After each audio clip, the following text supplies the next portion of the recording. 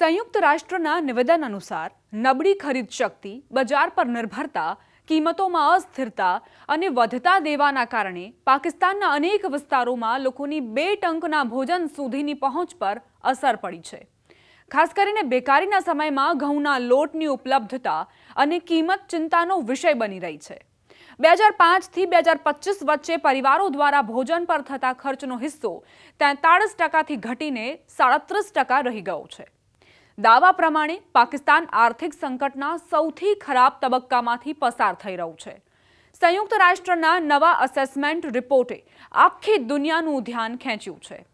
આ રિપોર્ટ મુજબ પાકિસ્તાનમાં અંદાજે 75 લાખ લોકો ગંભીર કુપોષણ અને ફૂડ ઇન્સિક્યોરિટીનો શિકાર છે.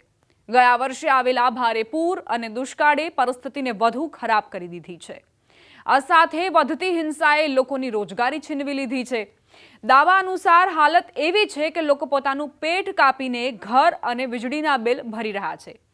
યુએનના રિપોર્ટ સ્પષ્ટ કહે છે કે જો તાત્કાલિક મદદ ન મળે તો લાખો લોકો ભૂખથી મરી શકે છે.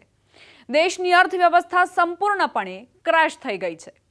સામાન્ય માણસ માટે 2 વખતની રોટલીનો જુગાડ કરવો પણ હવે મુસીબતનું કામ બની ગયું છે.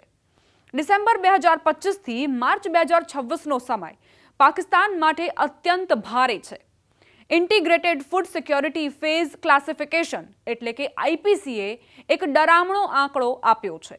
તે મુજબ આશરે 12.5 લાખ લોકો ઇમરજન્સી સ્તર પર પહોંચી જશે. અહીં મોટા પાયે ખોરાકની અછત જોવા મળી રહી છે. યુએનએ સ્પષ્ટ કહ્યું છે કે 10 લાખથી વધુ લોકોને જીવન બચાવનારી મદદની જરૂર છે. જો એવું ન થાય તો દેશમાં મોટી આફત આવી શકે છે. 2025માં આવેલા જળ પ્રલય એટલે કે પૂરના લીધે પાકિસ્તાનના કૃષિ ક્ષેત્રની કમર ભાંગી નાખી. દુષ્કાળ અને સ્થાનિક અસુરક્ષાના કારણે ખેતી અને પશુપાલન પર ખરાબ અસર પડી છે. આનાથી ઉત્પાદન ઘણું ઘટી ગયું છે. આ ઉપરાંત બજારો પણ ભારે પ્રભાવિત થયા છે. શિયાળાની સિઝનમાં પણ સંકટ ઘટવાના બદલે વધ્યું. આ સિઝનમાં મજૂરી અને આવકની તકો ઘણી ઓછી થઈ જાય છે. ઘઉંના લોટની કિંમત અને સપ્લાય સૌથી મોટી ચિંતા છે. પાકિસ્તાનમાં મોંઘવારીએ સામાન્ય માણસની કમર તોડી નાખી છે. પાકિસ્તાનના એક સર્વેમાં ચોંકાવનારી વાત સામે આવી છે. હાઉસહોલ્ડ ઇન્કમ એન્ડ એક્સપેન્ડિચર સર્વેના ડેટાથી ખબર પડે છે કે લોકો ખોરાક પર ખર્ચ ઘટાડી રહ્યા છે. 2005માં ખોરાક પર 43% ખર્ચ થતો હતો. હવે 2025માં તે ઘટીને 37% રહી ગયો છે. લોકો પોતાનું પેટ કાપીને મકાન અને વીજળી પાણીના ફિક્સ ખર્ચા નીકાળી રહ્યા છે.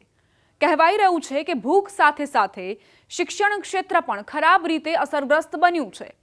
પબ્લિક ફાઇનાન્સિંગ ઓફ એજ્યુકેશનની રિપોર્ટે સરકારની પોલ ખોલી દીધી. દેશમાં શિક્ષણનો મોટો ખર્ચ હવે પરિવારો ઉઠાવી રહ્યા છે. કુલ 5.3 ટ્રિલિયન રૂપિયાના ખર્ચમાંથી 2.8 ટ્રિલિયન સામાન્ય જનતા આપી રહી છે, જ્યારે સરકારનું યોગદાન માત્ર 2.23 ટ્રિલિયન રૂપિયા છે. પ્રાઇવેટ સ્કૂલોની ફીએ પેરેન્ટ્સને લૂંટી લીધા છે.